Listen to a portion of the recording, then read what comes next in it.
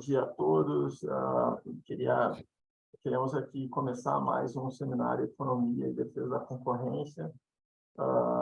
Agradecer ao Adilson de Carvalho, né, que vai apresentar a sua dissertação, e muito gentilmente aceitou o nosso convite de participar desse seminário para apresentar o seu trabalho, né? O Adilson, ele é servidor público de carreira, no caso de especialista em políticas públicas de gestão governamental, tem graduação em Direito, em Letras, em Português, bacharelado, licenciatura, tem mestrado em Teoria Literária e especialização em Relações Internacionais, todos pela Universidade de Brasília, também mestrado em Economia e especialização pela FGV em Direito Concorrencial, né? A dissertação do Adilson é sobre o poder dissuasório das multas do CAD. Certamente é um tema muito interessante, muito oportuno, e cabe ao Departamento de Estudos Econômicos fomentar o debate com a academia, a aproximação com a academia, obviamente, o Adilson também, né, ele trabalha aqui no CAD, na Superintendência Geral, e especificamente na Coordenação Geral de Análise Antitrust 8. Então, ao mesmo tempo que também nós estamos aqui fomentando a aproximação com a academia, eu acho muito interessante que o próprio CAD, né, tenha esse olhar crítico, e aqui fazendo um disclaimer, né, que nada do que se fale aqui vai ser a opinião do CAD. O CAD é um órgão colegiado e, como tal, né, precisa sempre passar por um processo complexo para chegar a algum tipo de conclusão e para se entender que é uma posição institucional, né? Esse é um debate aqui que está sendo feito no âmbito do Departamento de Estudos Econômicos. Então, é uma grande honra te ter aqui. Muito obrigado por aceitar o nosso convite para esse seminário e nos brindar aí com essa apresentação. Então, desde de pronto aqui, já passo a palavra para ti, já falando também que nós estamos sendo acompanhados aqui pelo Jorge Eduardo e pela Isabela Barcelos também, que eventualmente, caso queiram fazer algum comentário após a tua apresentação, poderão também, mas eu também eventualmente faço algum comentário. E também agradecer a Karina Santos, né, pela organização aí administrativa aí do seminário. Então, desde logo aí passo a palavra e mais uma vez agradeço aí a oportunidade de conversar contigo. Ô, Ricardo, obrigado. Eu que agradeço, é uma honra enorme para mim poder ter a oportunidade de apresentar aqui o meu trabalho da pesquisa de mestrado, e não em qualquer lugar, apresentar aqui no DE, um espaço que reconhecidamente é de excelência, tanto tanto no exercício mais principal, né, da atuação do DE aí na assessoria dos conselheiros aqui dentro do CAD, ou na nossa assessoria aqui no dia a dia, quanto pela produção que tem marcado aí a atuação do DE, e parabéns também pela iniciativa aqui do projeto, que eu acho muito bacana. Muito obrigado aí. Você já fez, eu ia fazer, mas você já fez, né? Só reforçar o disclaimer mesmo de que tudo que a gente falar aqui, tudo que eu apresentar diz respeito à pesquisa acadêmica que eu desenvolvi, e qualquer opinião que eu venha eventualmente a manifestar, trata-se da minha opinião pessoal, sem nenhuma vinculação com a opinião institucional do CAD. É sempre bom reiterar. Acho que eu vou, então, projetar aqui os slides, fazer o processo de compartilhamento. Deu certo, né? Deu certo ótimo, aí? sim, deu Tá certo. ótimo.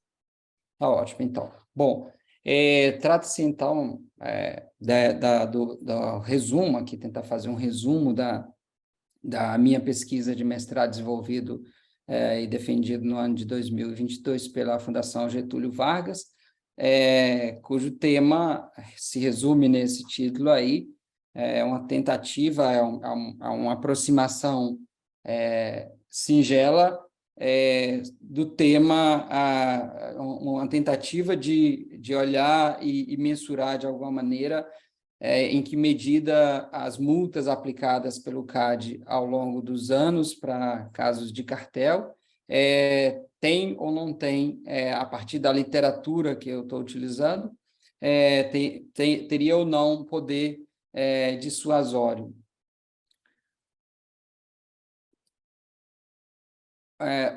Só para para orientar aqui a nossa apresentação e a nossa conversa, um pequeno roteiro aí do que eu pretendo fazer.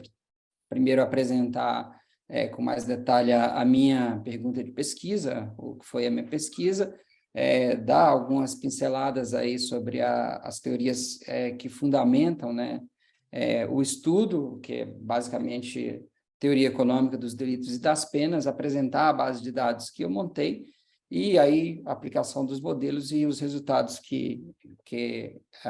os achados aí da pesquisa. Bom, como falei, é uma proposta bastante singela, é uma contribuição bastante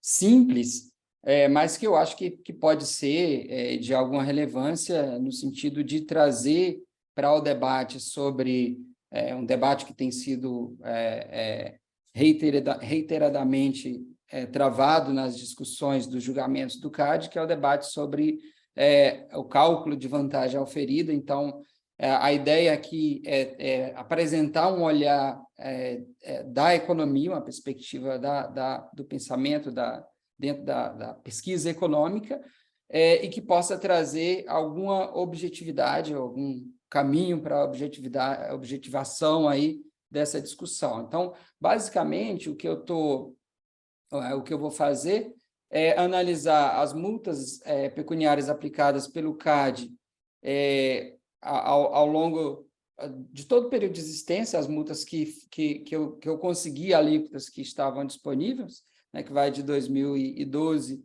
até 2021, mas fazendo recorte específico às empresas condenadas por cartel. Quer dizer, eu não estou tratando de multas aplicadas a pessoas físicas, mesmo porque a regra de aplicação de multas a pessoas físicas é uma derivação da regra aplicada a pessoas jurídicas, empresárias, e também não era do meu interesse, não faz parte do meu recorte aqui, as multas aplicadas às pessoas jurídicas não empresárias, no caso de associações, sindicatos ou coisa do tipo. Então, basicamente, o meu olhar é para multas aplicadas a empresas. E para isso eu vou utilizar, fazer simulações a partir de 3 modelos apresentados por essa literatura, pela literatura econômica que trata desse tema especificamente. Bom, antes de entrar na discussão específica da pesquisa, eu fiz, a título de situação do problema, uma comparação dos mecanismos legais, ou seja, da dosimetria, dos mecanismos de cálculo para a dosimetria de pena, comparando aí o caso do Brasil, dos Estados Unidos e da União Europeia, e chamando a atenção para alguns aspectos que eu vou mencionar aqui agora. Assim, olhando primeiro para o caso da União Europeia, em regra geral, assim, uma síntese muito grande, o que se tem é o seguinte: utiliza diversos passos, né, diversas etapas para o cálculo, como é também o caso aqui brasileiro, mas basicamente se aplica inicialmente uma alíquota que vai de 0% a 30% sobre as vendas afetadas por aquele cartel condenado, e aí, a partir disso, se multiplica esse percentual pelo tempo de duração da conduta daquele apenado específico, né? Não é o tempo de duração geral da conduta, mas o tempo de participação daquele condenado. E aí uma novidade apresentada aí, por uma mudança na legislação em 2006, na União Europeia, que é a criação de um percentual específico como taxa de dissuasão, que é um percentual, independentemente da duração, independente da quantidade de anos que a empresa participou do cartel, aplica-se esse percentual que vai de 15% a 25% sobre o faturamento de um ano, a título de taxa de dissuasão. Bom, No caso dos Estados Unidos, e isso a diferença principal aqui no caso da União Europeia em relação ao Brasil são esses dois elementos da composição da multa, a taxa de dissuasão e o fato de que a União Europeia considera a duração da conduta. Nos Estados Unidos, também se considera a duração da conduta, porque os percentuais são aplicados a todo o período de afetação do cartel. Então, e se divide também, isso é interessante chamar a atenção, se divide a multa aqui, parte de um percentual de 20% mínimo, em que é dividido em duas partes e com justificativas diferentes. A primeira parte, os primeiros 10%, é uma pressuposição que a legislação dos Estados Unidos faz de que o cartel geraria um sobrepreço de pelo menos 10%. Então, em vez de eles ficarem tentando adivinhar, naquele caso específico, qual que seria, parte-se do pressuposto de que cartel sempre gera dano e que esse dano, a título de sobrepreço, de preço além do que seria numa situação de competição perfeita, é de no mínimo 10%. A isso se acrescenta ainda mais 10%, que é a título de dano presumido ao mercado, que grosso modo, assim, como se fosse uma penalização do peso morto que é gerado pela existência do cartel. E aí, depois disso, depois desse primeiro cálculo, aí se vai aplicar alguns fatores de multiplicação de acordo com as características de cada caso. No caso do Brasil, como é conhecido aí por quem trabalha com a Lei 12.529, se prevê, no caso de empresa, né, uma alíquota que vai de 0,1% a 20%, mas aí uma grande diferença. Essa alíquota é aplicada sobre o faturamento, como regra geral, do ano anterior à instauração do processo. Nem sempre os conselheiros, pelo menos nos casos que eu observei, nem sempre seguem essa regra, porque há casos em que o faturamento do ano anterior é muito baixo, ou a empresa já nem tem mais faturamento no ano anterior à instauração do processo, enfim, diversas situações que fazem com que essa regra geral seja modificada. Às vezes se utiliza uma média, às vezes utiliza, no caso de cartel, em licitação do ano, quando é só um ano em que aquela empresa participou, enfim. Mas o que é interessante chamar a atenção aqui é que, no caso brasileiro, a regra geral é que se considere apenas um ano de participação do cartel, e não, como no caso das duas jurisdições, em que se faz um mecanismo, se cria um mecanismo para sempre se levar em conta todo o período de atuação do cartel. Edilson, sobre os Estados Unidos, ali, eles podem, eu não sei se você chegou a ver isso na sua pesquisa, mas eles podem mexer nesse sobrepreço presumido, eventualmente calcular o sobrepreço, ou calcular, talvez, a questão do dano, assim, ou essa é uma regra, pelo menos essa inicial, não se mudaria, só se mudaria o multiplicador? Ricardo, eu não sei te responder. É uma pergunta super interessante. Assim, o que eu sei pelo material que eu estudei é que é o mínimo. Agora, se em casos concretos eles têm aplicado, eu li diversos estudos, mas estudos acadêmicos, que tentam calcular. Agora, casos concretos em que se tenha calculado, eu não me lembro, não saberia responder com certeza. Perfeito, obrigado. Bom, aí assim, partindo aqui já para essa introdução para a gente situar aí o problema, mas partindo aqui já para o trabalho propriamente dito, o que eu fiz foi isso, eu peguei esses três modelos e todos eles são desdobramento desse ramo, desse campo de estudo aí, dentro da teoria econômica, que foi inaugurado lá, que tem como referência sempre, esse artigo escrito pelo economista Gary Becker, em 1968, em que ele afirma que, assim, tendo como pressuposto que os agentes são racionais e os agentes que cometem delitos também sejam, o cometimento de crimes ou delitos como regra geral, né, ele seria função de um cálculo racional do que o agente vai ganhar ou perder com o cometimento do delito. Então, basicamente, se pressupõe que antes de cometer um crime, o sujeito olha para a situação e pensa qual é a probabilidade maior de ele ganhar ou perder, e quanto, e dependendo do resultado que ele tenha, desse cálculo, ele comete ou não comete o delito. E a pena tem que refletir, a pena esperada tem que refletir uma situação em que o agente seja desincentivado, desencorajado a cometer o delito. Pensando aqui especificamente no caso da pena pecuniária de cartel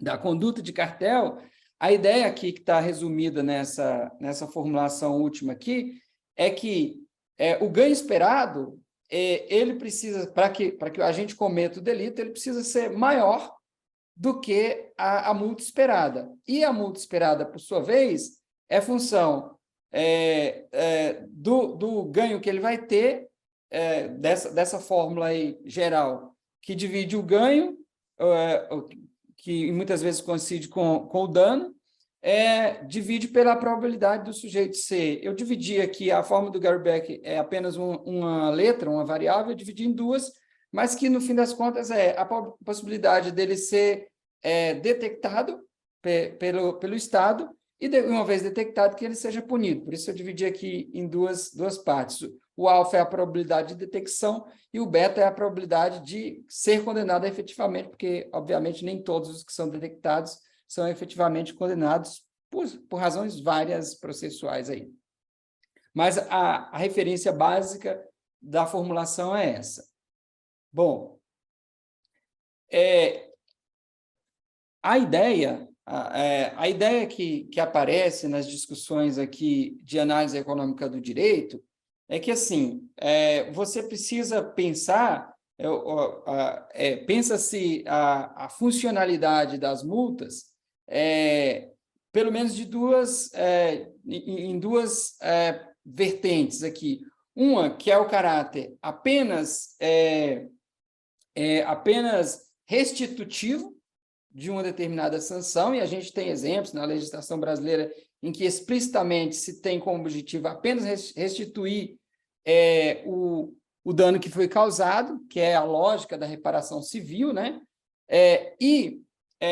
Uma outra possibilidade é a ideia de não só restituir, mas criar incentivos para que a conduta não seja praticada. Então, se você pensando apenas aqui, pensando num raciocínio de apenas reparação civil, você tem uma situação, por exemplo, de um furto e esse furto gerou para o delinquente um valor de 1.000, uma lógica de reparação vai pensar em mecanismo de apenas fazer com que ele devolva esse 1.000. Ok, isso é uma maneira de pensar.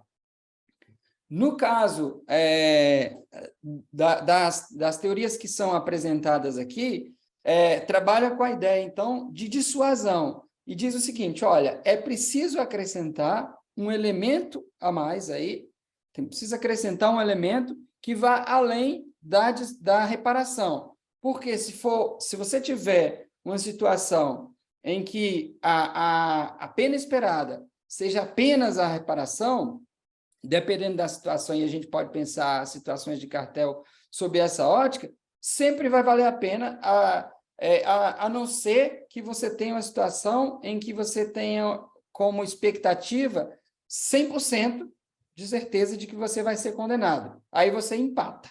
Você fala, não, pensando numa situação de cartel, se eu tenho uma vantagem auferida, digamos, de 10 milhões e a multa chega no máximo a 10 milhões, então, em todas as situações que a multa for menos, que você tiver uma situação de menos de 100%, vale a pena cometer o delito, porque se é menos de 100%, a multa não chegará a 10 milhões, você vai ter lucro.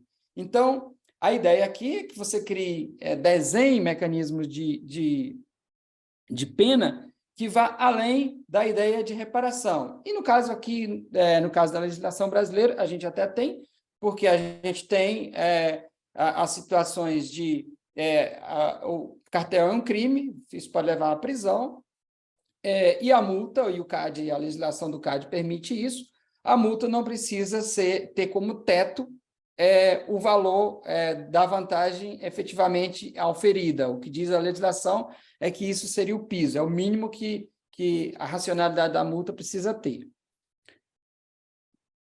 Bom, aqui, só para a gente ter como referência, ao contrário do que se possa pensar, Ricardo, não é um tema que seja novo no debate acadêmico de economia. Tem uma produção já bastante extensa, tem muita pesquisa empírica. Eu listei aqui apenas alguns até dos textos sobre esse tema específico que eu li, mas tem muitos outros, a produção é bastante relevante. Embora no Brasil ainda tenha muito pouco. A referência maior, antes aqui do meu trabalho, que já foi citado, inclusive estava na minha banca, a quem eu agradeço toda vez que posso, da professora Fabiana Tito, que apresentou na sua tese de doutorado, em 2018, um estudo com 35 casos aí julgados pelo CAD, em que ela está pensando com a mesma lógica que eu estou pensando aqui, de olhar para essas multas e comparar com o que seria em uma situação em que se levasse em conta essa ideia de multa dissuasiva ótima. No caso da discussão específica sobre sobrepreço, que é uma variável fundamental aí para essa discussão, né? Porque a variável que é uma das variáveis que vai determinar a magnitude da multa. Então, existe uma literatura assim, também bastante grande, não tão grande quanto essa discussão geral ali sobre multa ótima, mas bastante relevante. O professor John Connor tem uma produção bastante vasta, montou e administra uma base de dados sobre cartéis internacionais muito grande, que eu não trabalhei com ela aqui diretamente, mas baixei a base de dados, é gratuita, é acessível para qualquer pesquisador. E ele tem, então, ele e outros aqui, tem diversos estudos que tentam, basicamente, mensurar aí o que seria, né, o sobrepreço médio ou mínimo, ou dependendo se é cartel internacional, você tem uma média, se é cartel nacional, dependendo do período também, você tem referências desse ganho extra mínimo em cartel. Agora, não falta referência, isso que eu quero chamar a atenção. E eu vou pegar, vou mostrar ali mais adiante, uma das referências que assim, para ficar numa média que é bastante razoável, é essa ideia de sobrepreço de média de 23%, que foi apresentado em vários estudos do John Connor. Eu vou fazer simulações a partir, utilizando essa referência. E a outra que eu já citei também, que eu também vou utilizar aqui nas minhas referências, que é a última que está aqui, que é o sobrepreço presumido da legislação dos Estados Unidos, que é o sobrepreço de 10%. Que, aliás, durante as discussões aí dos casos do CAD, o ex-conselheiro João Paulo Rezende, uma das propostas dele é que a gente utilizasse, em vez de tentar calcular, já que não dá para calcular a vantagem oferida, que se utilizasse esse referencial mais seguro aí de 10% como a vantagem oferida ou sobrepreço presumido. E que não foi adotado, enfim, mas que em diversos momentos ele apresentou e defendeu. Bom, e aqui, assim, por último, a revisão da literatura aí, referências bibliográficas sobre a discussão do outro elemento fundamental aí da fórmula básica, que é a probabilidade de detecção. Eu vou trabalhar, basicamente, tem vários estudos também, não tão abundantes quanto nos outros casos aí. Eu vou trabalhar, basicamente, vou mostrar aí em algumas simulações, com essa referência da OCDE, no estudo de 2003, que estima aí que a probabilidade de detecção seja de cartéis, né, em geral, a probabilidade geral de detecção de cartéis seja entre 14% e 16%. Eu vou pegar o extremo maior, de 17%, para ficar numa estimativa mais conservadora. Bom, só reiterando aqui, então, né, para ficar claro, o recorte aí da pesquisa, eu vou trabalhar apenas com as multas pecuniárias, para quem, de novo, para quem não trabalha com CAD, eu não sei quem vai ver o vídeo também, e tem uma discussão interessante sobre isso também, do ponto de vista da relação aqui da pena pecuniária com outras penas, mas o CAD aplica outras penas.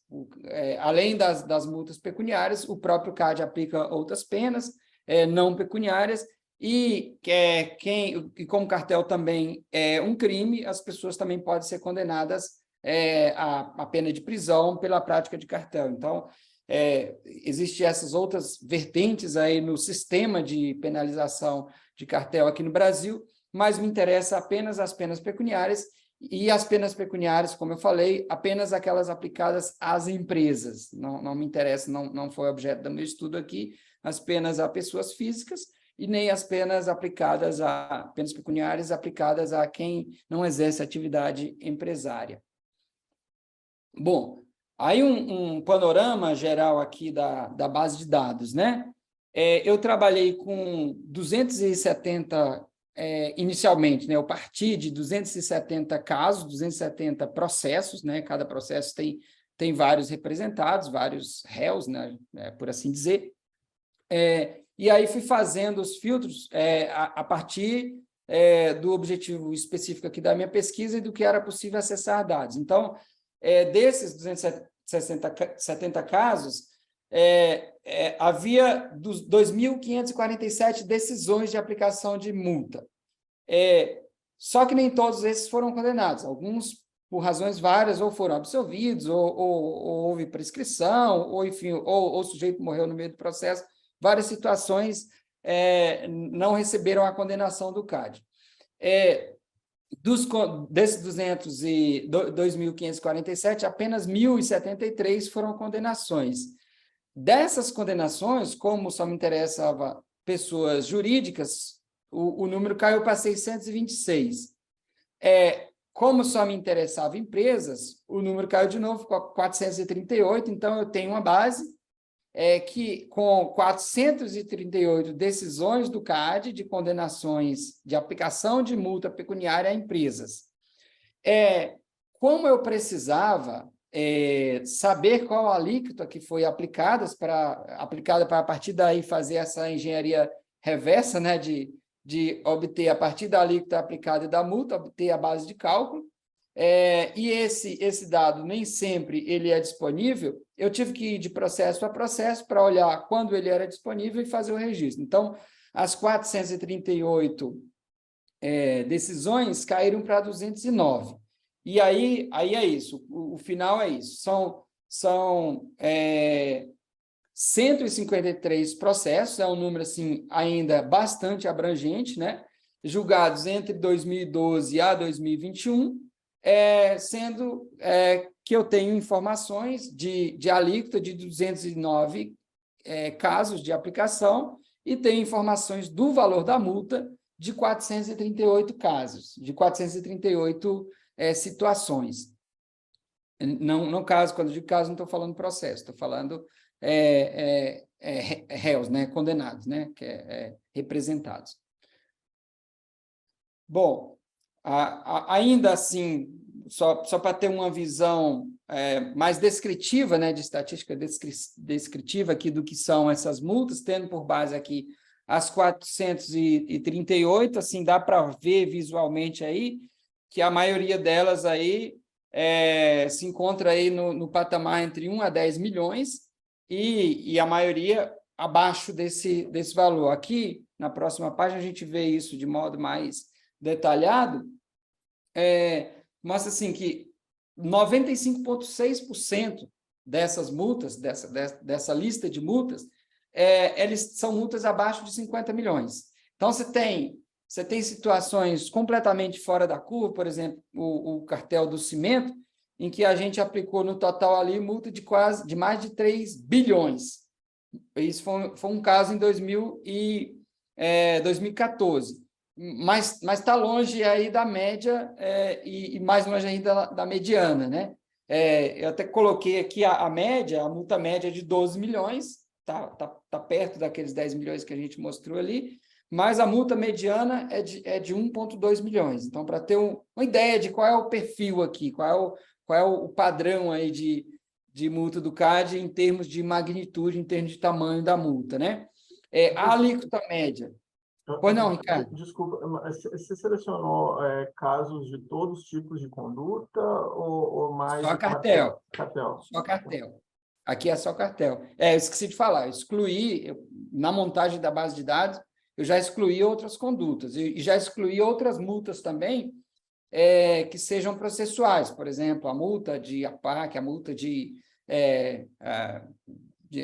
multa processual, enfim, multas diversas que não sejam multa pecuniária, de condenação de cartel, estão fora. Então, esses números aqui são apenas referentes a multas pecuniárias a empresas. É isso, por cartel também. A alíquota, nesse caso aí tomando como base apenas os 209 casos, porque dos outros eu não tenho, né? Não foram publicados, não são acessíveis. E eu fiz, claro, a pesquisa aqui não na condição de servidor do CAD, mas na condição de pesquisador externo. Então, todos os dados aqui são públicos. A multa média é de 14,3%, tá?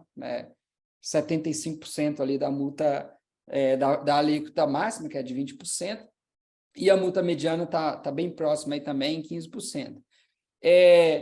Esse 7,7% aqui, Ricardo, eu chamo a atenção porque foi um cálculo que eu fiz, foi uma proxy que eu criei para efeito comparativo. Essa proxy aqui, esse 14,3% é a multa padrão do CAD, levando em conta um ano de cartel, um ano de faturamento, né?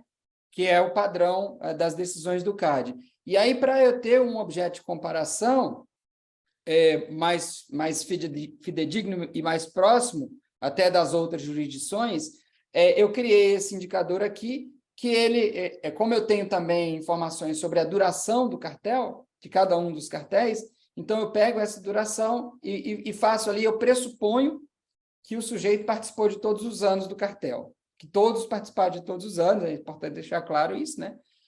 E aí eu chego a essa alíquota média, que seria a alíquota que seria se o CAD tivesse levado em conta todo o tempo de duração do cartel com essa diretriz que eu acabei de falar, considerando que a empresa participou por todo o tempo. Então, aí você teria essa alíquota aí média de 7,7% e a alíquota mediana aí de 2,4%. A mediana eu desprezei e eu vou usar nas minhas comparações ali, essa alíquota média aí é calculada a partir dessa forma.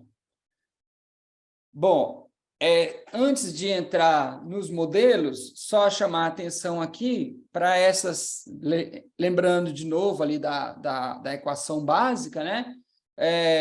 Para chamar a atenção para essas três variáveis que são fundamentais, né? E o que elas querem dizer aí. O sobrepreço, então, ele é a diferença entre o preço praticado pelo cartelista e aquele que seria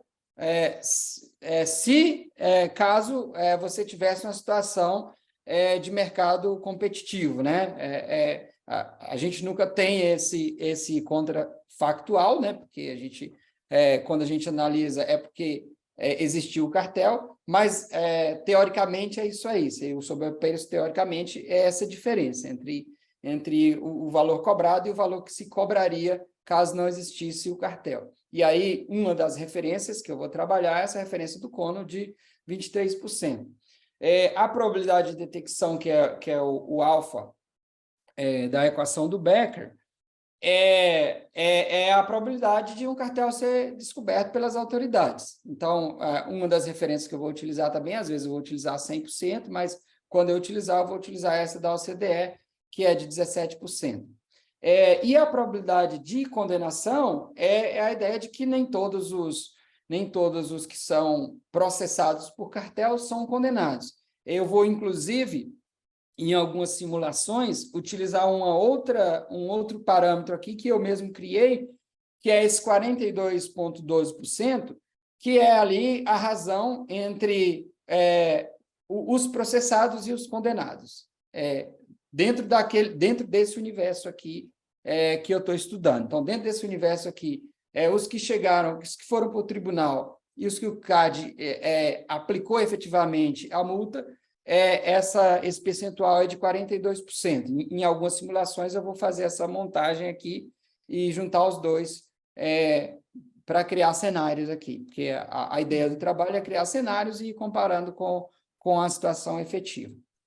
Gilson, só mais um ponto aí, ainda sobre esse beta.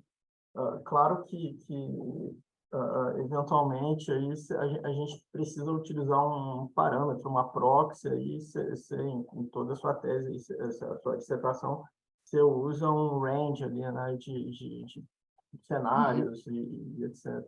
Mas, eventualmente, esses 42% fosse o caso, né, de você ter pessoas que realmente são inocentes, né?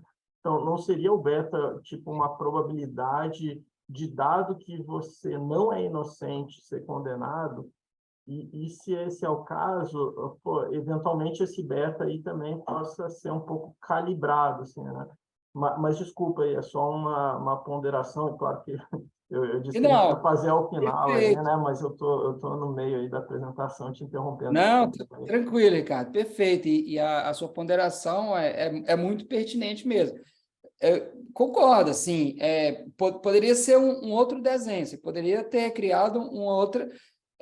O que eu acho que é importante é que isso fique claro, né? É importante que fique claro que o que eu estou querendo dizer com esses 42% é isso, a proporção simples ali de quem o tribunal julgou e de quem ele considerou condenado. Obviamente que entre esses não condenados, você vai ter situações de, efetivamente, pessoas inocentes, que aí nem entra, aí talvez você tenha que pensar se você utiliza ou não essa taxa de condenação. Vai ter casos em que simplesmente prescreveu, o sujeito tinha, a gente tinha provas contra o sujeito, mas prescreveu. Por exemplo, tem uma regra do direito processual penal de que o sujeito, a partir do momento que ele completa 70 anos, ele tem direito a que se conte o prazo de prescrição pela metade. Então, isso, de fato, reduz bastante.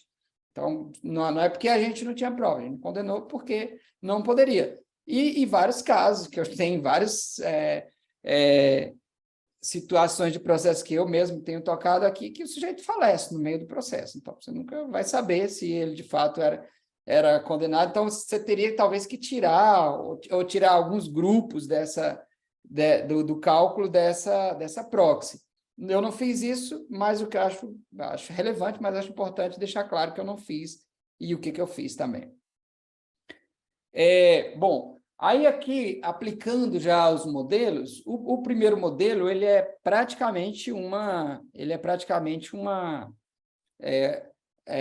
aplicação literal da fórmula proposta pelo Gary Becker, né? Porque simplesmente se calcula aí, em termo nominal, qual que seria a multa ótima, a partir, se você tem esse dado, né, do valor do dano causado, valor pecuniário, né, valor em moeda, pela probabilidade de condenação, detecção e condenação. Aqui está uma variável só, né? No meu caso, em algumas simulações, eu vou dividir isso aí. E daí você, a partir desse valor que você vai conseguir aí, que é o valor nominal, você consegue extrair um valor percentual, né? De qual que seria o percentual. Então, os resultados que vão aparecer em percentual de multa em relação a esse faturamento aqui, a essa receita aqui, né? Essa fórmula dá esse resultado. E aí eu trabalhei, como sempre vou fazer, com 3 cenários. No primeiro cenário, que é o cenário bem irrealista mesmo, é apenas um exercício aqui matemático, né? De pensar o seguinte, não, vamos pensar aqui uma situação de sobrepreço mínimo ali de 10%, e vamos aplicar aqui essa taxa de condenação que eu calculei ali a partir dessa percentual que eu olhei da prática do CAD. Então, eu combino isso com, sendo o alfa o número da OCDE de 17%, o beta de 42% que eu calculei, que vai dar uma probabilidade de punição aí de 7,16%. Muito baixa. Como ela é muito baixa, a multa precisa ser, a multa mínima dissuasória, ela precisa ser muito alta, né? Então, ela vai dar um número de fato muito alto.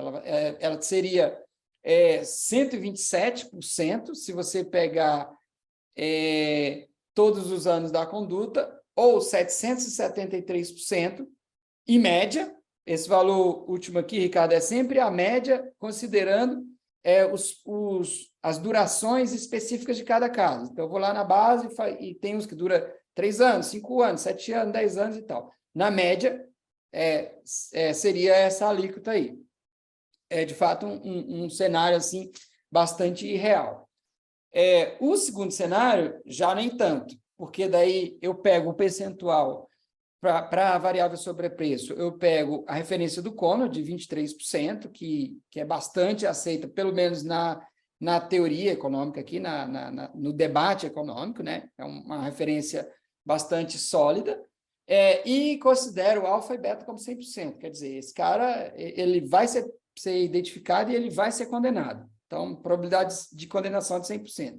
Aí, você tem como referência que você precisaria, para esse modelo aqui, você precisaria de uma multa, se você vai considerar todo o período da conduta, de 19%. Se você vai considerar a média ali, a média de duração, no caso do CAD aqui, você precisaria de 114% do mercado afetado, né? Aí já é um cenário já mais próximo da realidade, né? E, por último, aqui, um cenário ainda mais leniente, que seria você pressupõe um sobrepreço de apenas 10%, então, o cartel só vai ganhar 10% de sobrepreço, e você pressupõe que todos vão ser identificados e todos vão ser condenados. Aí, ainda assim, a multa, como percentual do mercado afetado, teria de ser de 9%, se você considerar todo o período, ou, no nosso caso aqui, de 55%, se você considerar apenas um ano, considerando a média, aí, de novo, das durações aqui do CAD, entendeu? Então, em termos de alíquota, se pode comparar, está longe da alíquota de 14%, que é a nossa média, 14 e pouco por cento, e bastante longe ainda, mais ainda, se você considera ali todo o período da conduta, que seria aquele calculado lá de 7,7%, entendeu? Então, de novo, aqui são referências. Claro que esses valores eles dependem diretamente do que você está utilizando como presunção aí de sobrepreço e como presunção de probabilidade de condenação, mas eu acho que é interessante, assim, é isso que eu acho que pode ser uma contribuição da minha pesquisa para a discussão que vem sendo feita pelo CAD, que é você ter minimamente algum parâmetro.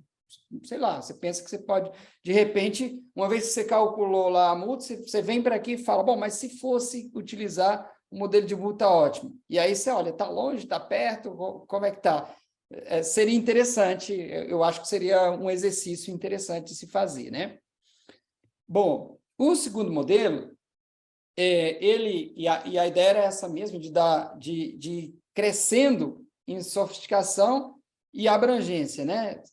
Aqui você acrescenta, esse segundo modelo aqui do Combe Monnier, acrescenta-se ao modelo duas variáveis bem interessantes. A primeira é a elasticidade de preço da demanda, quer dizer que aquele modelo ali está pressupondo aí que em qualquer situação a elasticidade de preço da demanda vai ser igual. Eu não sei, Cátia, você precisa traduzir esses termos aqui para as pessoas, ou como eu estou falando para o DE, obviamente vocês... mas, enfim, então, a elasticidade de preço da demanda grosso modo assim, é a sensibilidade que o consumidor tem a aumentos de preço, né? É o quanto que ele vai, em percentual, uma vez que tem um aumento no preço, o quanto que ele vai deixar de comprar aquele produto a partir desse aumento. Se essa elasticidade é grande, significa que o consumidor tem alternativas. Então, quanto maior a elasticidade, menos é a perspectiva de ganho do monopolista, ou, no caso aqui, do cartelista, que, no fim das contas, é um monopólio de grupo, né? Quanto que é a perspectiva dele de ganhar. Se a elasticidade é grande, o consumidor vai procurar substitutos, ele vai sair do mercado, ele vai comprar outra coisa e tal. Se a elasticidade é pequena, aplica, por exemplo, em produtos essenciais e tal, gasolina, digamos, não tem para onde correr. Então, a perspectiva de ganho vai ser maior. Então, isso impacta no ganho do cartelista e impacta também no valor da multa calculada, da multa dissuasiva que vai ser calculada aqui. E a outra variável acrescentada é o markup que ocorreria em situação competitiva. Eu achei bem interessante isso aqui, porque, assim, normalmente, geralmente, quando se discute aí os impactos de cartel, costuma-se levar em conta, para fazer a diferença, que caso não existisse o cartel, o mercado seria perfeitamente competitivo. Só que, na realidade, a ideia de competição perfeita, de um modelo de competição perfeita, é um modelo teórico que raramente se encontra na realidade. Então, o que os autores fizeram aqui foi construir cenários com diversas situações para essas duas variáveis, tanto para a elasticidade quanto para o markup em situação competitiva, que só em um caso ele é zero. Na verdade, ele vai de 0 até 15%. Então, quanto maior é a situação de markup em uma situação que não tivesse cartel, menor é o ganho do cartelista, né? Então, maior é a diferença aí, maior vai ser o sobrepreço dele, né? Que é o que ele ganha mais em relação ao mercado que ocorreria caso não houvesse ali a situação de cartel. Então, basicamente, intuitivamente falando, esse modelo além das outras variáveis, ele acrescenta essas variáveis e simula diversos cenários aqui, que estão colocados aqui na tela, e, de novo, eu faço 3 subcenários a partir desses diversos cenários aqui, eu coloco ele dentro de 3 enquadramentos, variando aí sobrepreço estimado e probabilidade de detecção estimada. O primeiro coincide com aquele lá que a gente já tratou, que é sobrepreço de 10%, mais uma taxa uma probabilidade de detecção e condenação muito pequena, que eu estou levando em conta aqui aquela taxa que eu criei lá do CAD, taxa de punição do CAD. Então, aqui, obviamente, aqui a tendência é que a multa ótima, baseado nesses cenários, ela vai ser maior do que nos outros cenários, porque a probabilidade de detecção está muito baixa aqui. Então, aí não vou passar por todos, mas seria aí o menor, que seria com um markup aí, de 15% e uma elasticidade de 2%, né? Você teria que ter uma multa aí de 86% do mercado afetado. E o maior ali, que seria uma elasticidade 0, né? Então, o sujeito não tem para onde correr, e um markup também 0, quer dizer, se não tiver o cartel, seria competição perfeita. Então, nesse caso aí, você teria que ter uma multa de 127% a partir desse modelo aqui. Aí eu vou variar agora apenas cenários, né? Nesse cenário aqui, eu volto aqui para o sobrepreço do CONA, de 23%, e taxa de detecção 17%, que é a da OCDE. Aí, no melhor cenário aqui, no cenário mais conservador, com markup de 15%, elasticidade de 2%, mesmo assim você precisaria de um alíquota aí de 57% para igualar as coisas, né? Para ficar no 0 a 0. E, por último aqui, com um sobrepreço de 10%, que é o dos Estados Unidos, e uma probabilidade de 17%, que é o da OCDE, você teria essa situação aqui de mínimo, que seria de 36% da alíquota. Em todos esses cenários, como você pode observar, com exceção do 1, que foi o terceiro do modelo anterior, que deu 9%, todos os outros, essa alíquota está muito acima da nossa referência, da referência do CAD. Está muito acima. E aqui, leva-se em consideração ainda que a gente está levando em conta aqui todo o período do cartel, né? E no caso do CAD, a gente leva apenas 1 ano, em consideração apenas um faturamento de 1 ano. Bom, aqui, esse modelo eu trouxe para a pesquisa, principalmente porque ele representa uma crítica relativa ao modelo anterior. Esses autores, eles acrescentam as seguintes reflexões. Ele fala, olha, em primeiro lugar, depois que foram implantadas as políticas de acordo de leniência na Europa e nos Estados Unidos, essas políticas tiveram um grande sucesso e acarretou uma taxa maior de detecção e modifica a dinâmica da tomada de decisão dos agentes, isso leva a uma redução da pena. Então, essa variável precisa ser considerada no modelo. E uma outra discussão que eles trazem como crítica ao modelo anterior é que também eles falam, olha, o modelo anterior é estático. O modelo anterior, ele pressupõe que a decisão é tomada uma única vez e que a mesma decisão seria tomada não importa o momento do cartel. E ele fala, isso não acontece assim, porque os cartéis eles têm uma determinada... um determinado comportamento e uma determinada vida estimada. Então, os atores sentem que, em determinado momento, o cartel está perto do fim. E aí isso altera o cálculo que eles fazem em relação à perspectiva que eles têm de condenação ou não. Uma intuição básica é que quanto mais tempo o cartel está em operação, maior é a chance de que, em algum momento, a autoridade venha a descobrir o cartel. Então, são essas variáveis que ele traz para o modelo, e o que ele faz é recalcular as estimativas do modelo anterior e com o pressuposto de que, com a hipótese de que, acrescentando essas variáveis, essas multas mínimas, elas seriam menores. E, de fato, aconteceu.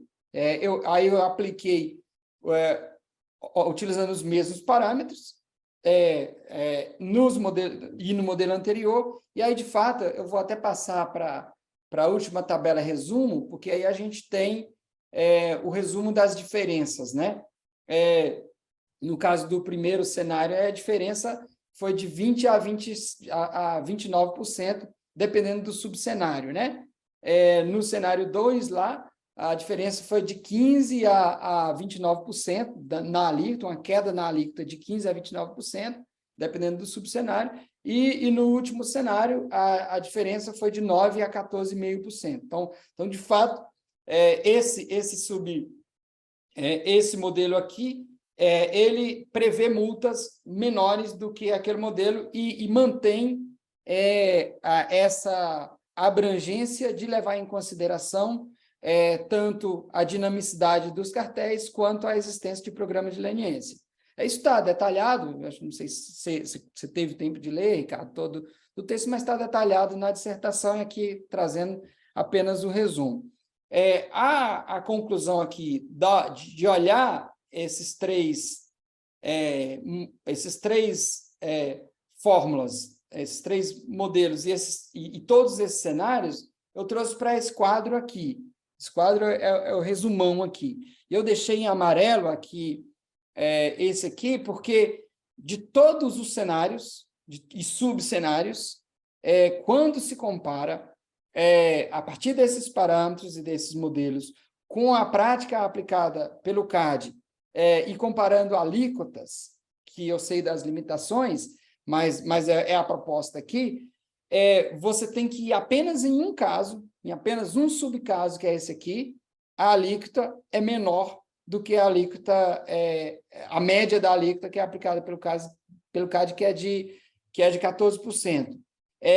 E quando você considera a alíquota, aquela alíquota que eu criei, aquela proxy, de 7,7%, que leva em conta todo o período, aí, nesse caso, essa alíquota aqui ainda seria maior. Então, em nenhum caso, se você levar em conta essa referência, em nenhum caso desses analisados aqui nas simulações, você tem uma situação em que a multa prevista é menor em termos de alíquota, né? Em termos de percentual do mercado afetado, ela seria menor do que a alíquota aplicada pelo CAD. Então, assim, já partindo aqui, Ricardo, para a conclusão, né? A ideia era apresentar de forma bem resumida, isso está detalhado lá no texto, mas já partindo aqui para a conclusão, é isso. Primeira coisa, como eu falei, é quase exploratória aqui a minha pesquisa. É uma primeira aproximação, é uma primeira tentativa de colaborar para o debate, no sentido de trazer alguma objetividade e alguma referência objetiva para a discussão. Existem modelos. Precisa mais pesquisa? Precisa refinar? Tem pontos que talvez você vá trazer aí que são questionáveis? Tem. Mas, assim, a gente tem referência. É isso que eu acho importante. A gente tem referência teórica e uma sugestão que eu faria aqui é que o próprio CAD, tendo acesso, talvez para vocês aí, né, do DE, tendo acesso completo às informações sobre todas as alíquotas aplicadas em todos os casos analisados, tentar, talvez, um estudo mais abrangente para ter um diagnóstico mais preciso, né? Então, outra conclusão é que, claro, levando em consideração que são esses modelos, com esses parâmetros, pelas razões que foram mostradas e escolhidas, mas tendo isso como referência, as multas do CAD, de fato, elas estão abaixo do que seria esperado de uma perspectiva de dissuasão mínima, que é o 0 a 0 aqui, né? Seria quase que apenas reparatório, né? Então, pode ser indicativo que, de fato, as multas praticadas estejam sendo abaixo do que deveriam ser. E isso pode ser verdadeiro também, principalmente quando se compara, que foi a comparação que eu fiz inicialmente lá, o ponto de partida, de que o nosso modelo de dosimetria, ao contrário do modelo europeu e ao contrário do modelo dos Estados Unidos, a gente não incorporou, talvez porque o debate ainda esteja vivo, talvez porque o inciso 1º lá do artigo 37 da lei ainda seja ponto de discórdia e de hermenêutica jurídica, e de discussão sobre a melhor maneira de interpretação. Então, a gente não incorporou no nosso sistema um olhar específico para o objetivo da dissuasão. A gente tem essa discussão, eu li os votos, essa discussão aparece, mas do ponto de vista do desenho aqui do sistema de dosimetria, isso não está tão claramente objetivado como a gente encontra na legislação europeia e dos Estados Unidos. Eu, pela leitura, aí, uma outra sugestão, aí, uma outra conclusão para debate, assim, é que esse projeto de lei aí, foi aprovado recentemente na Câmara, que altera aí o artigo 37 da lei, ele pode ser um caminho, porque uma das coisas que parece que tem algum consenso é isso, de que a gente, talvez, o CAD precise realmente considerar todos os anos da conduta. Isso o projeto sugere, isso a OCDE sugere, e isso eu acho que assim, os votos dos conselheiros e tal, eu acho que tem um relativo consenso sobre essa questão, que está apresentado também, aí não é oficial, porque ainda não é regra, né? Está para consulta pública, mas o guia de dosimetria que foi apresentado pelo CAD, que está disponível aí para os agentes analisarem e apresentarem sugestões, ele apresenta essa sugestão de que seja considerado todos os anos da conduta. Então, acho que se tem um ponto aqui que tem relativamente aí algum consenso, é esse ponto de que precisa se considerar no cálculo aqui da multa todos os anos da conduta, e eu acho que isso também é indício do que o trabalho aqui apresenta, de que provavelmente, talvez a gente esteja, de fato, calculando multas abaixo do que deveria ser, pelo menos de um ponto de vista mais recortado aqui, de um olhar de racionalidade econômica. Ricardo, os pontos principais são esses aí, era isso que eu queria trazer. Muito obrigado mais uma vez aí pela oportunidade e fico aberto aí para, enfim, se você acha relevante debater. Eu vou parar a projeção aqui. Ótimo. Muito obrigado, Gilson, a tua explicação, de novo, a tua generosidade aí de conversar conosco a respeito do teu trabalho. Eu acho extremamente oportuno, né? Tem muita discussão que eu acho que é feita, embora você tenha apresentado como modelo, eu concordo que se dá um passo além, né? A gente começa a debater com bases objetivas e não apenas em achismos a respeito se a multa é baixa, se a multa é alta, em que medida, né? A gente consegue calibrar o que seria uma multa desejável em razão de um cartel, em razão de uma conduta anticompetitiva. Então, só por isso, parabéns pelo trabalho, parabéns pela extensa pesquisa que você fez e pela construção da base de dados aí também que você conseguiu fazer, olhando caso a caso e vendo aí o percentual das condenações. É realmente um trabalho que adiciona muito aí à literatura que nós temos. Daí, a título aí de um debate, eu começaria com esse gancho aí que você deixou na tua última colocação, seria um patamar mínimo, realmente, né? Porque as multas, né, elas têm, e as punições, elas geralmente têm esse caráter que não é apenas reparatório, mas também, para ter uma dissuasão, você precisa ter algo a mais, né?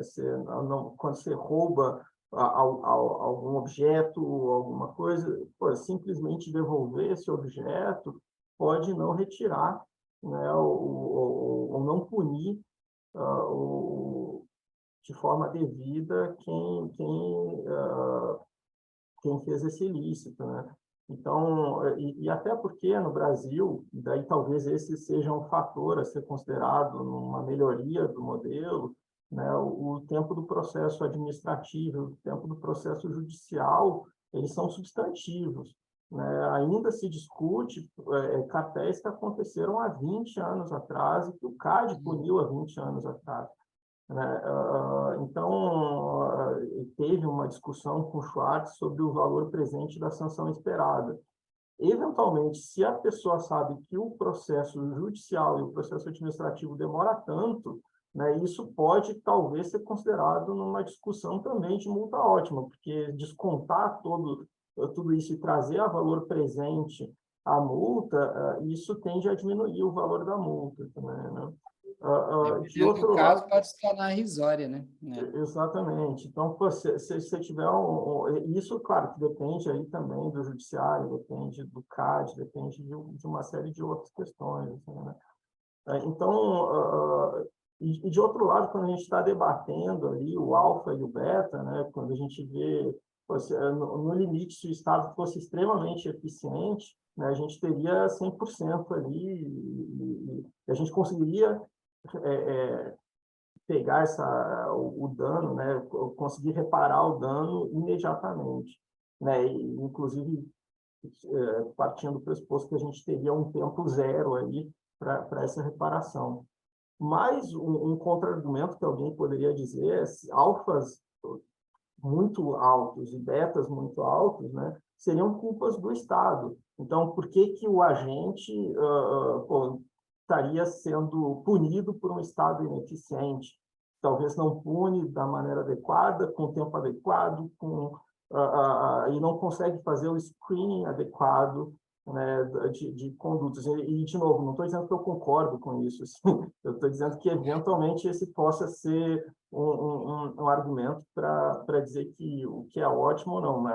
Mas óbvio que quando você faz uma conduta ilícita, você tá, o que o modelo, pelo menos que eu entendi, né, que o modelo faz, ele vê a probabilidade aí de ser pego e ter que reparar essa conduta e o dano social que se causou.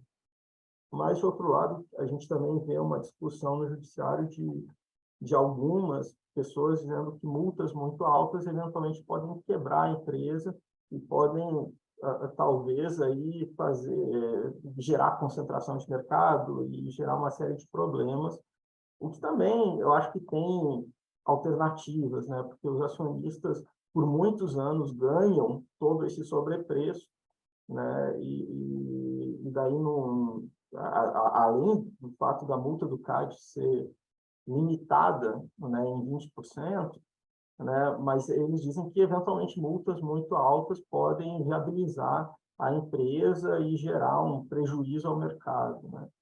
E, aliado a tudo isso, né, que a gente já teria também só de questões a discutir, aí, de novo, de maneira alguma aqui desmerecendo o trabalho, pelo contrário, assim, esses aí são questões, eu acho que, para se problematizar aí, também para futuras pesquisas, e eu acho que sequer era a intenção do trabalho. Mas, quando a gente olha ali aqueles percentuais, né, de multas, a gente não está olhando e limitando apenas ao mercado relevante, né? Então, porque quando se mudou da Lei 8.884 para a Lei 12.529, né, teve também a mudança não só do percentual, que diminuiu, mas, ou seja, diminuiu de 30% para 20% o máximo da multa do CAD no faturamento do ano anterior, né? Mas aumentou a base, né, de incidência, porque antes você tinha um mercado relevante, agora é o setor que pode ser além aí, né, do dano em si, né? Então, você tem aí uma calibração de que, eventualmente, a gente tem também uma questão sancionatória, que não é apenas limitada aí ao mercado. Mas, enfim, eu peço desculpas aí por tantas considerações que eu Ah, que é fiz, isso. assim, e se você quiser reagir aí a alguma delas, aí sinta à vontade. Não, são todas ótimas ponderações aí, são todas ótimas reflexões. Algumas delas até eu não trouxe aqui para apresentação, para ser mais objetivo, mas eu até chego a fazer, por exemplo, essa discussão sobre, porque foi uma pergunta do meu orientador, mas por que você está falando em multa ótima? Por que você não fala multa mínima só? Por que tem que ser ótimo? Porque tem um valor de teto, a partir desse valor ela não seria mais produtiva, seria inefetiva. Bom, a literatura discute, o próprio Becker discute isso, né? Tem várias razões assim para por que a multa precisa ser ótima. Uma delas assim de raciocínio econômico específico, assim um raciocínio de microeconomia, porque você tem que ter se a multa marginal esperada como é que eu posso explicar? Se você coloca um patamar, se você não pondera com a gravidade, se você, por exemplo, você coloca a mesma multa para um crime, digamos assim, pegar um exemplo não aqui do antitruste, mas do mundo mais geral comum, se a pena de furto é a máxima já, por que o sujeito vai parar no furto? Ele pode aplicar, ele pode fazer o furto e o latrocínio. Então, se você não fizer esse equilíbrio, se você já, de partida, num delito de gravidade muito baixa, você coloca uma multa muito alta, isso acaba funcionando como um incentivo a praticar outros delitos mais graves, isso um pensamento. O outro é de de observação empírica prática mesmo. Se você tem uma multa muito alta, os aplicadores tenderão a pensar 1000 vezes antes de aplicar essa multa. Então, não necessariamente você vai ter, no final das contas, uma maior, um maior exercício do enforcement, porque tanto o aplicador vai pensar 10 vezes em aplicar, quanto o que recebeu a pena, que essa é uma discussão que a gente tem aqui também, dialogando aí um pouco com as dores da Procad, né? De que, cara, se você aplica uma multa alta, muito desproporcional, é certeza que o cara vai judicializar. Então, no final das contas, você aplica, mas não recebe, né? E esse argumento, que é o argumento mais forte e mais recorrente, que ó, você vai quebrar a empresa, e não é objetivo do antitrust tornar o mercado mais concentrado. O objetivo é exatamente o contrário, é promover a concorrência. Embora, nesse caso aqui, a própria literatura aqui, que serviu de base, os caras falam, olha, não necessariamente, isso é um argumento teórico, porque se você tem uma empresa que sai do mercado, esses ativos vão ser adquiridos por outra empresa, ou se não vão adquirir esses ativos, essa lógica aí básica aí do funcionamento dos mercados, né? Se está tendo lucro econômico, outras empresas vão entrar, então, inevitável. Claro, se você não tem uma situação específica, de grandes barreiras à entrada e tal. Mas, em geral, o que se diz, o mercado vai ser regular, não precisa defender essa empresa. Você pode punir essa empresa, e o mais contundente para esse subargumento especificamente é que aí tem pesquisas, Ricardo, e não tem. Em geral, esses textos todos que eu analisei, mesmo esses mais conservadores, mais críticos, em geral, eles estão indicando que e aí são essas jurisdições que são base, né, para as pesquisas empíricas, basicamente a jurisdição europeia e dos Estados Unidos, estão indicando que lá também as multas têm sido subdimensionadas. Então, não tem referência empírica aí mostrando que isso seria de fato um problema, né? Sobre o primeiro ponto, assim, de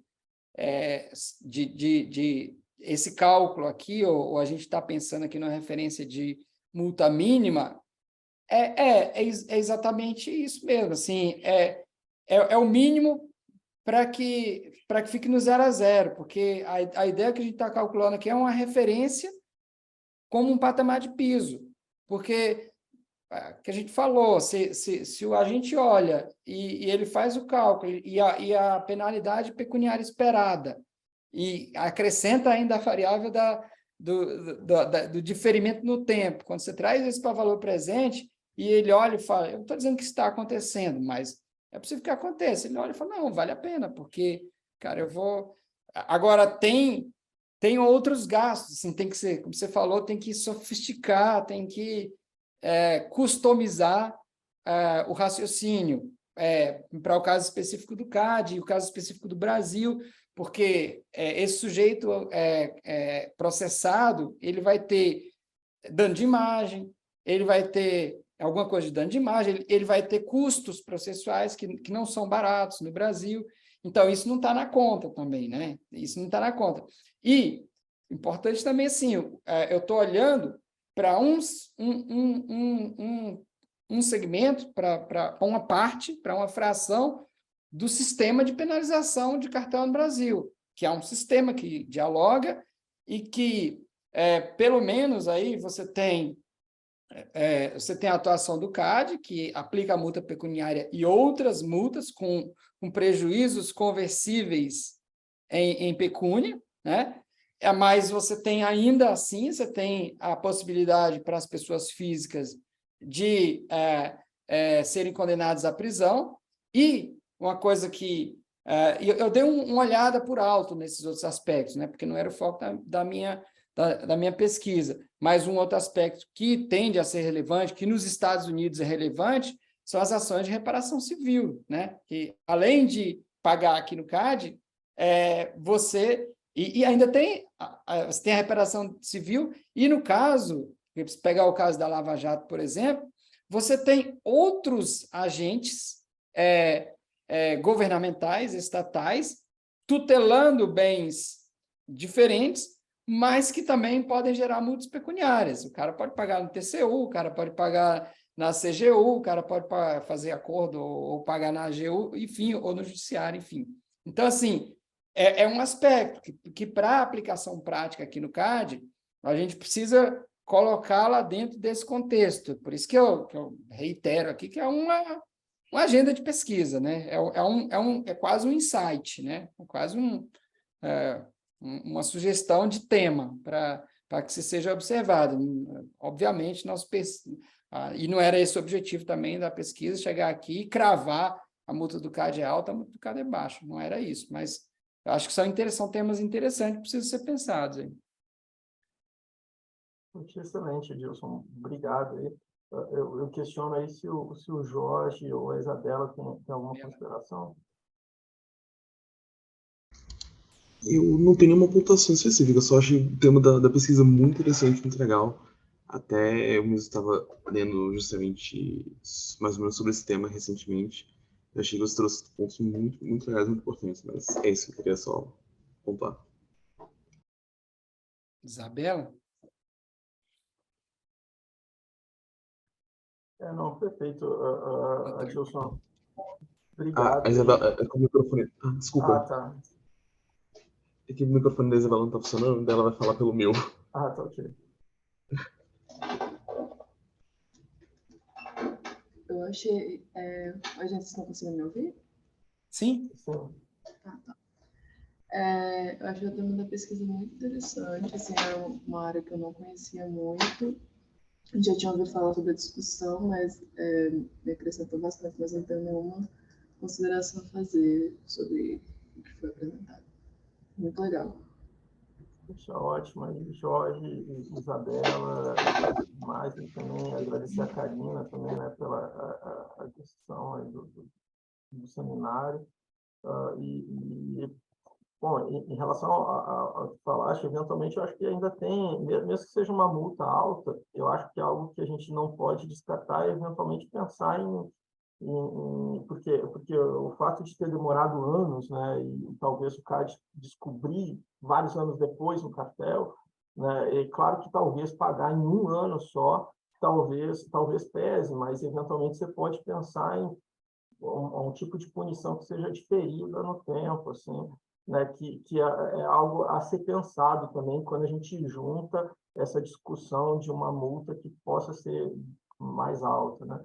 Mas óbvio que no caso brasileiro, tendo esse cap de 20%, dificilmente uma empresa vai quebrar, claro que ou ter algum tipo de problema, ainda mais considerando o tempo do processo administrativo, o tempo em que é necessário para detectar um cartel e o tempo que se discute judicialmente todas essas discussões que, de novo, eu acho que seria interessante aí também computar para uma questão de sanção assim, desse debate.